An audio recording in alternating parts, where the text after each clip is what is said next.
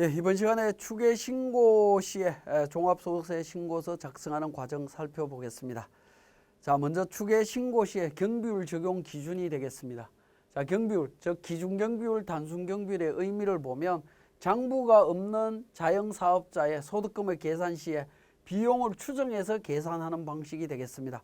원래는 이제 복식장부, 기장에 의해서 복식장부나 간편장부로 신고를 해야 되는데 그때는 관련되는 비용에 대해서 전부 입증을 해야 되죠. 근데 그걸 입증하지 못하는 사람들이 있다라고 하면 기준경비율이나 단순경비율로 추계하겠다라는 겁니다. 직전연도 수익금액에 따라서 기준경비율, 단순경비율을 결정해서 당해연도 소득금액 계산하는 제도다라고 보시면 되겠습니다. 자, 기준경비율, 단순경비율 적용 기준을 보면 계속사업자입니다. 계속사업자의 경우에 직전 수익금액과 당해연도 수익금액 둘 다 6천만 원 3억 기준을 전부 다 충족을 한다면 단순경비율을 적용할 수 있습니다.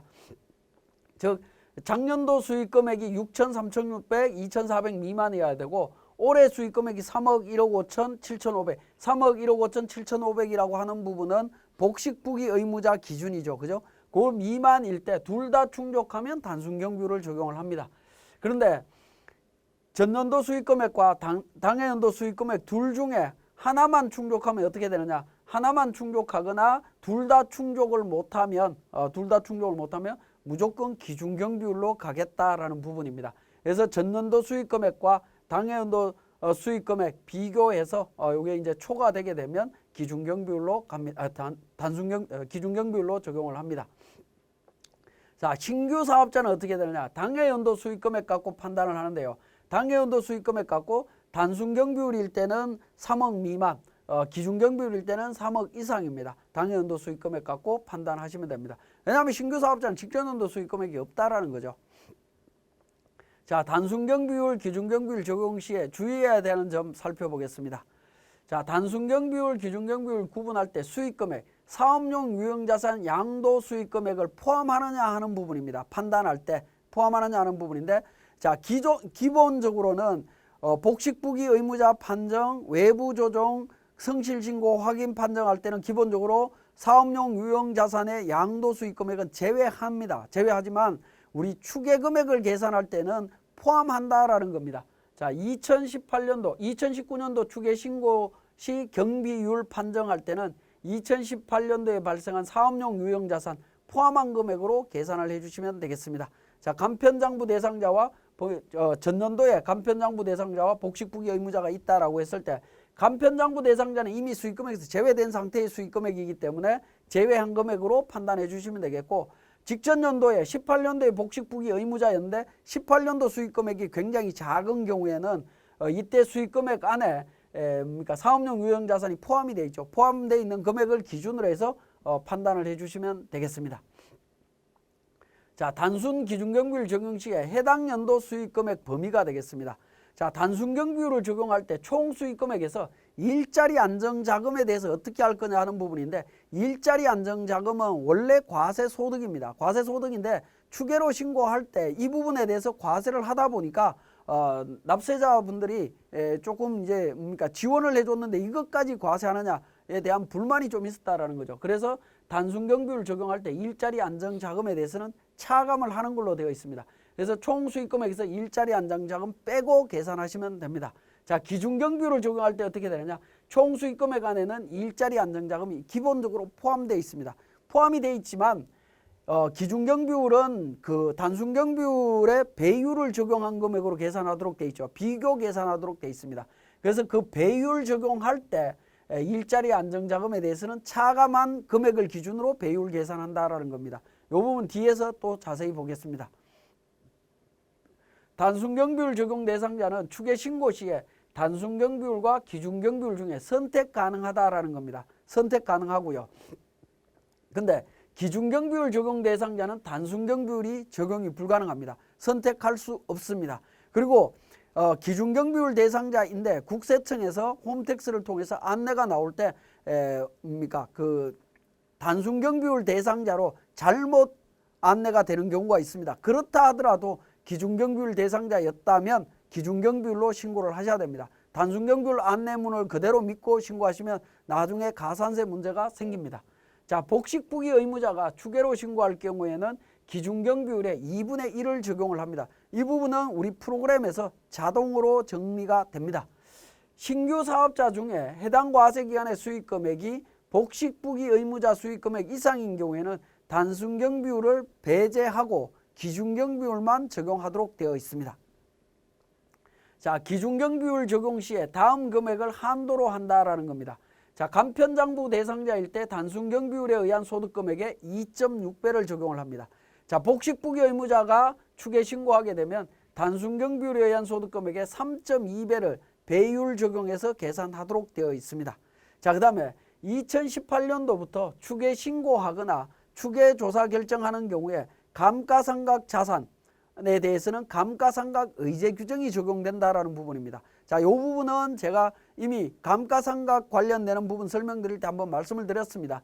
당해 연도에는 추계로 신고하더라도 내년도에 만약에 예를 들어서 내년도에 기장을 한다라고 하면 2019년도에는 추계 신고했지만 그 19년도에 해당되는 감가상각비 상당액은 의제해버립니다. 감가상각을 한 걸로 보고 계산하도록 되어 있다라는 겁니다. 자, 그래서 계속 이제 추계로 신고하시던 분들이 기장에 의해서 신고할 때는 감가상각 의제에 대한 부분을 반드시 기억을 하셔야 되겠습니다. 18년도부터 기록을 하시면 되겠습니다. 자, 단순경비율 적용 배제 사업자가 되겠습니다. 의료업, 수의업, 약사 관련되는 약국, 그 다음에 전문자격사, 현금영수증 미감행, 신용카드 발급 거부 이러한 사례에 해당이 되면 단순경비율 적용받을 수가 없습니다. 자, 기준경비율에 대한 부분입니다. 자, 기준경비율에 의한 소득금액은 소득금액을 계산을 하는데 주요경비는 정빙서류에 의해서 필요경비 인정받을 수 있습니다. 자, 매입비용, 인건비, 임차료가 주요경비가 되겠는데 이 주요경비는 기준경비율 계산할 때 필요경비로 인정받을 수 있다라는 겁니다. 그 다음에 기타경비는 기준경비율에 의해서 금액을 인정받을 수가 있습니다. 자, 그러면 구체적으로 한번 보면 기준경비율에 의한 소득금액 계산은 수익금액에서 주요경비를 차감을 합니다. 차감을 하고 수익금액의 기준경비율만큼을 추가적으로 비용으로 인정해 준다라는 겁니다. 자, 앞에서 말씀드렸던 자, 주요경비, 매입비용, 인건비, 임차료 관련되는 비용들이 우리 사업할 때 발생되는 비용의 거의 70~80% 이상을 차지하게 됩니다. 그죠? 그래서 매입비용이나 인건비, 임차료는 세금 계산서나 원천징수로서 이미 확인이 가능한 부분입니다. 그래서 이 부분을 관리를 한다라고 하면 관리된 상태에서는 그 부분을 수익금액에서 실제 발생된 경비니까 차감하고요. 거기에 이제 나머지 경비들 있죠. 잡다한 경비들 일부분을 공제해 주겠다라는 겁니다. 그런 형태로 소득금액을 계산을 합니다. 자, 이때 기준경비율을 적용을 할 때 복식부기 의무자는 기준경비율의 50%만 적용을 해줍니다. 이 부분은 우리 세무사랑 프로에서 복식부기 의무자로 선택하게 되면 자동으로 계산되기 때문에 고민 안 하셔도 됩니다. 자, 소득금액 상한 배율 적용 방법이 되겠습니다. 자, 어떤 경우가 있을 수 있냐면 수익금액에서 주요경비를 차감을 해야 되는데 자, 사업하시는 분이 주요경비를 제대로 관리를 못했다. 그래서 주요경비가 없다라고 하면 어떻게 될 거냐 하는 겁니다. 근데 기준경비율은 굉장히 낮은 숫자의 경비율밖에 인정이 안 됩니다. 이런 경우에는 예를 들어서 기준경비율이 10%밖에 안 된다. 그러면 수익금액 1,000만 원일 때 10%면 900만 원이 이익금액으로 잡히게 됩니다. 그런데 다른 업종들을 비교해 보니까 주요경비가 있더라라는 겁니다. 주요경비를 만약에 제대로 관리했다면 다른 업종에 보니까 거의 한 800만 원 정도 발생하더라. 그러면 800만 원과 10%에 해당되는 금액 100만 원에서 900만 원이 빠지면 순이익은 100만 원만 되겠죠. 소득금액 100만 원 나올 텐데 주요경비를 관리 안 했기 때문에 900만 원에 대해서 세금을 내야 된다. 이건 조금 불합리하다라는 겁니다. 그래서 나온 제도가 소득 상한 배율에 의한 방법이 되겠습니다. 기준경비율에 의한 소득금액이 다음의 금액을 초과하는 경우에는 다음 금액으로 간다라는 겁니다. 이 부분이 뭐냐면 수익금액에서 일자리 안정자금 차감한 금액에서 수익금액에 일자리 안정자금 차감한 금액에 단순경비율을 적용한 금액이 되겠습니다. 단순경비율을 적용한 금액을 차감한 부분이 되겠죠. 그러면 소득금액이 나옵니다. 단순경비율로 계산했을 때 소득금액, 예를 들어서 단순경비율이 80%라고 가정을 하겠습니다. 그러면 1,000만 원의 80%를 빼면 20%가 남죠.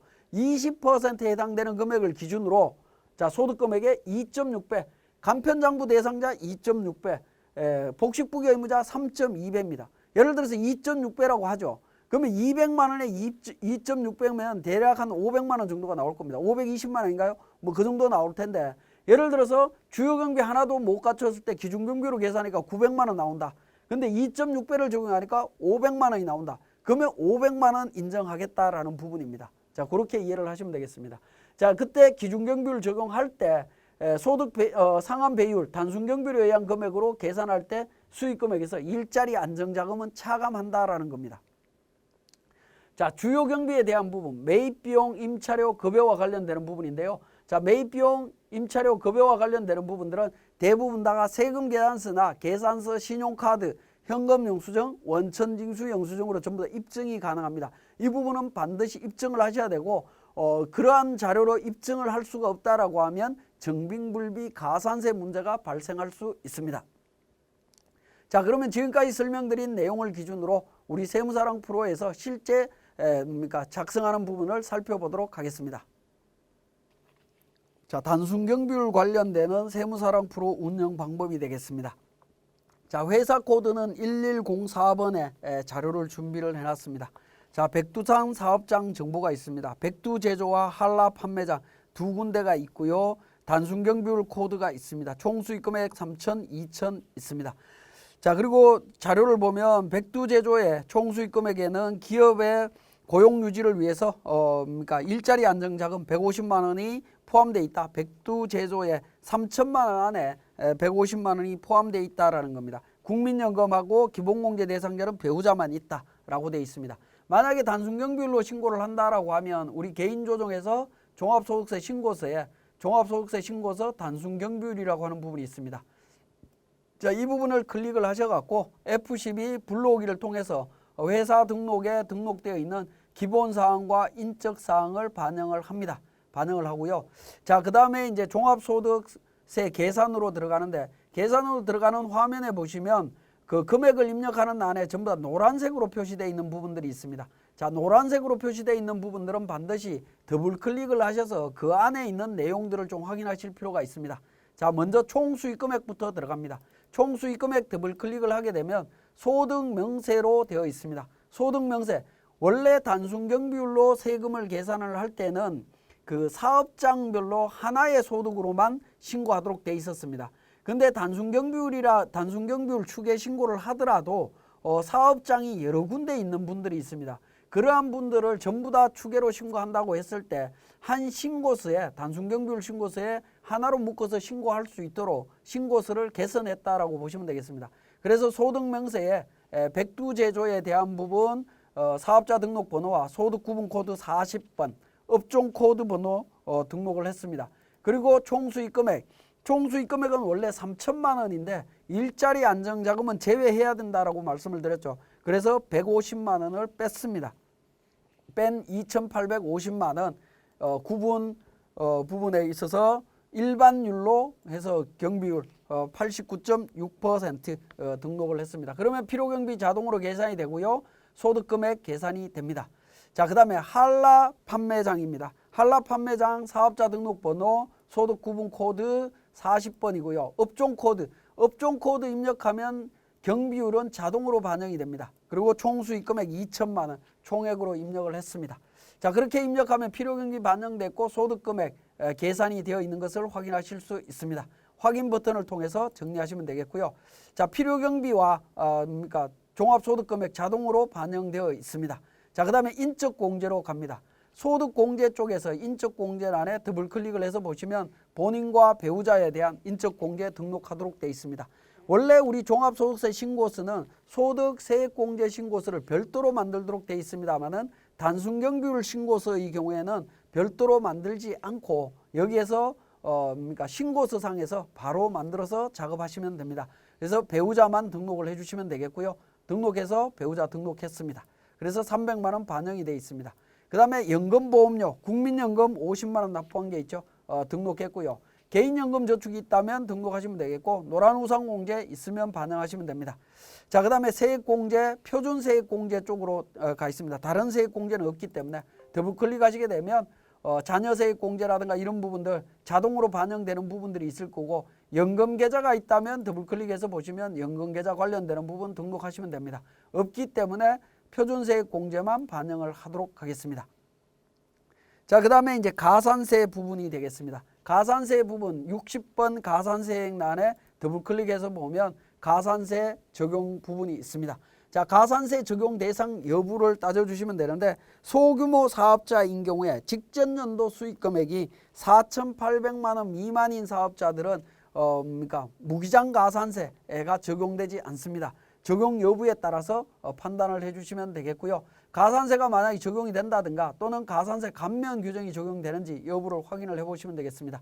특히 무기장 가산세 적용 여부를 그러니까 확인해서 계산을 해주시면 됩니다. 그러니까 추계로 신고하실 때에는 다른 가산세보다는 무기장 가산세 적용 여부만 확인해 주시면 될 것 같습니다. 자, 무기장 가산세 적용이 안 된다라고 하면 그냥 넘어가시면 되겠고요.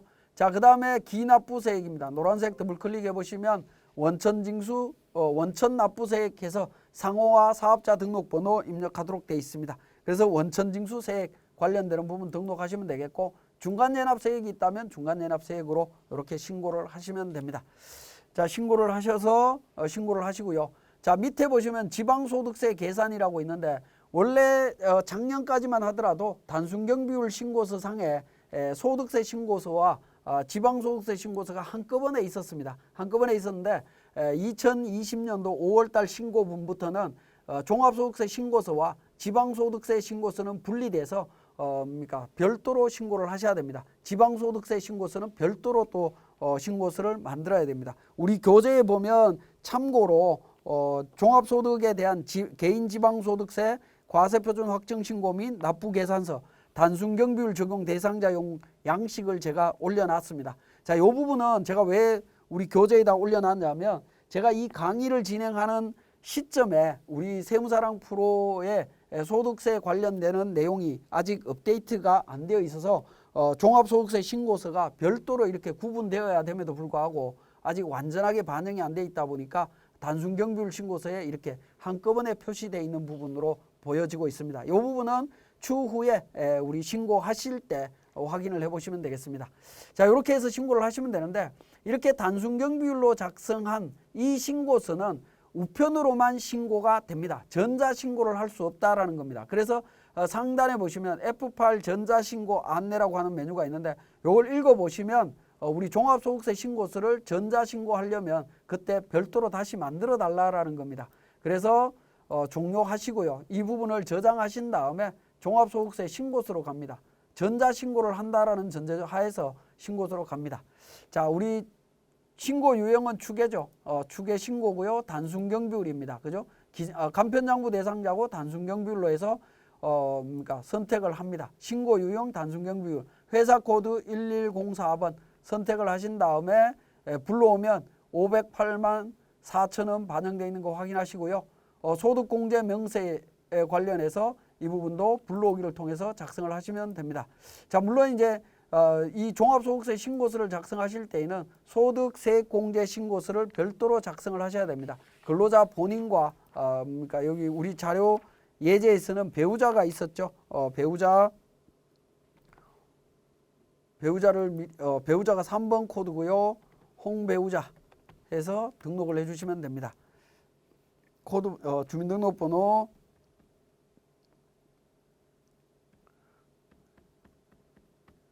이렇게 등록을 해주시면 되겠습니다. 등록을 해주시고요. 그 다음에 연금저축 특별공제 쪽에서 국민연금 50만 원 납부한 게 있었죠. 자, 이렇게 해서 소득공제 신고서를 작성을 하시고 소득공제 신고에 가서 불러오기를 통해서 소득공제 내용을 반영하신 다음에 종합소득세 신고서 작성해서 마감해서 전자신고로 제출을 하시면 되겠습니다. 자, 그 다음에 이제 기준경비율로 넘어가도록 하겠습니다. 우리 세무사랑 프로 운영에서 복식부기 의무자인 백두무역 회사 코드 1105번이다라고 되어 있습니다. 자, 회사 코드를 변경하도록 하겠습니다. 1105번 기준경비율로 신고되어 있는 부분들입니다. 자, 기준경비율은 우리 간편장부 기준경비율 추계 계산서가 있습니다. 여기에서 먼저 계산을 해야 됩니다. 자, 추계 소득금액 계산서로 가서 기준경비율로 계산을 합니다. 자, 관련되는 업종 코드 있고 단순경비율 코드 있고요. 총 수익금액 8천만 원입니다. 매입비용, 인건비, 임차료 관련되는 부분이 있네요.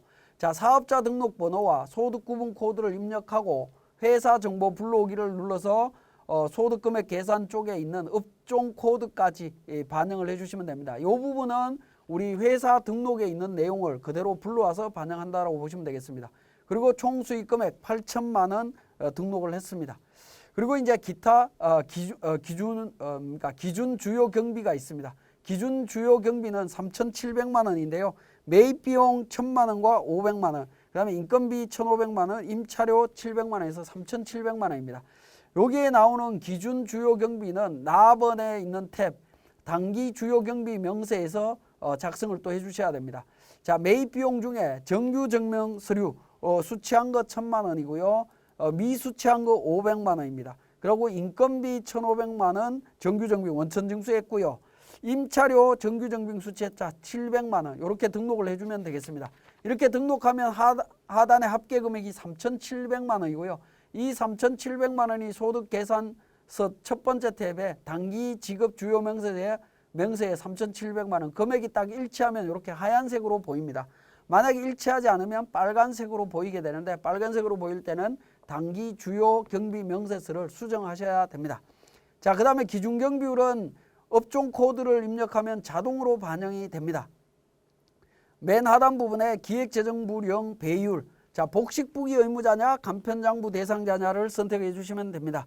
자, 복식부기 의무자인 경우에는 1번에서 3.2배 적용해 주시면 되겠습니다. 3.2배 적용해 주시면 되는데 기준경비율 적용할 때 단순경비율 금액 계산할 때 제가 비교 대상이 될 때 일자리 안정자금이 있다면 수익금액에서 차감해야 된다라는 부분입니다. 그렇지만 우리 프로그램에는 아직 그 부분이 업데이트가 안 돼 있다 보니까 단순경비율 적용할 때 8천만 원 총액 기준으로 적용이 되고 있습니다. 물론 사례에서도 우리 일자리 안정자금에 대한 그 정보는 없습니다만은 실무적으로는 일자리 안정자금에 대한 정보들이 굉장히 많이 있을 거기 때문에 추계로 신고할 때 일자리 안정자금에 대해서는 제외되어야 된다는 거 반드시 기억하셔야 되겠습니다.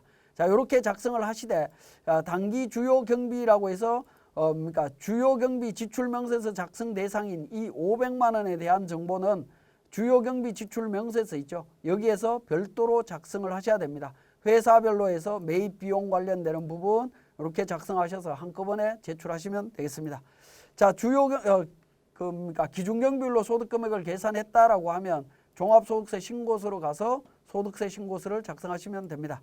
자, 추계로 신고하는데 5번 추계 기준율이고요.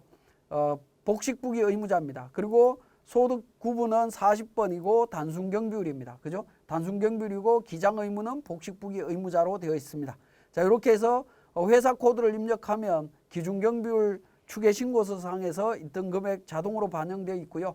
소득공제명세서 해서 종합소득세 신고를 하시면 됩니다. 신고하실 때 복식부기 의무자가 지금 신고를 한 거죠. 이 경우에는 무신고 가산세와 무기장 가산세, 그 다음에 정빙불비에 대한 부분 적용해 주시면 됩니다. 정빙불비는 500만 원이죠. 주요 경비 적격 정빙 못 받았기 때문에 500만 원에 대한 부분 가산세 반영해 주시면 되겠고요.